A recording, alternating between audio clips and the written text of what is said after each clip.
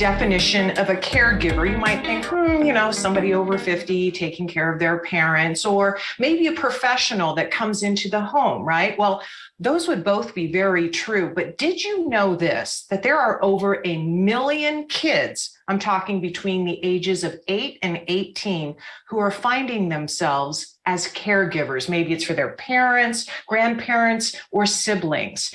And you can only imagine the kind of challenges they may be facing. It's hard to be a caregiver as it is. Joining us this morning is Jennifer FitzPatrick. She is a healthcare experience expert. She's a professional speaker and the best-selling author of this book, Cruising Through Caregiving, Reducing the Stress of Caring for Your Loved Ones. And she has some tips this morning. It's good to see you, Jennifer. Good to see you, Terry. Thank you. Well, let's talk about the challenges. We already know that there are challenges. It doesn't matter how old you are, but what kind of unique challenges are young people facing?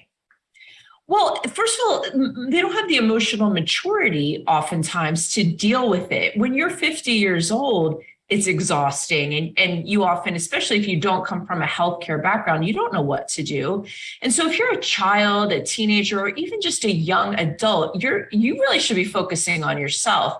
And unfortunately, that's not the case for a lot of these young people that are thrust into these situations. So in addition to the data that you just provided, about 6% of all 6% of all caregivers are Generation Z. And 25% are millennials. So the young adults, in addition to kids, are very involved in caregiving these days. Yeah. Oh my gosh, those are astonishing numbers. Let's talk about, give us some tips that we can share if they don't happen to be watching, but how we can help those young people live their best life, even while caring for someone. Sometimes they have no choice. Yeah. So if you're a teacher or maybe a college professor or just a neighbor, and you see that a child or a young adult is taking the helm of a caregiving situation, offer your help. And I think, for one, don't offer just one time. Say, what can I do to help?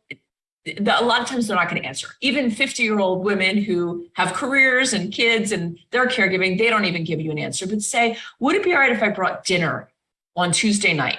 Would it be okay if I arranged for somebody to mow the lawn? What can be something that would help you? And anything that you can do to take some of that burden off of that person. And this is a great tip for people of any age that want to, for anybody that's observing any caregiver, but especially if it's a young person. But if you're seeing a kid under 18, it might even be worth it to make a call to Child Protective Services. You can do it anonymously. The reason that I say that, people think it's very punitive. It's really not. Sometimes a social worker or a nurse will come out and just assess the situation. What can we offer to this family to help them? Because really, somebody under 18 years old does not belong in the role of a family caregiver. Yeah. I mean, at the very least, they can even bring in resources that, that young person is not aware of. What is the one thing that somebody who's watching right now, who maybe is being cared for by a young person, what is your best advice to them? Tell that young person that you want them to have a life.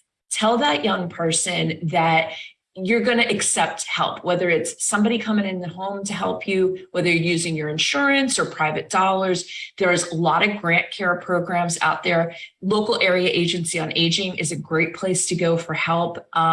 But let that young person or that child know that they deserve to have a life, and caregiving should not be their entire existence. It's not fair to them. And frankly, you're not getting the best care.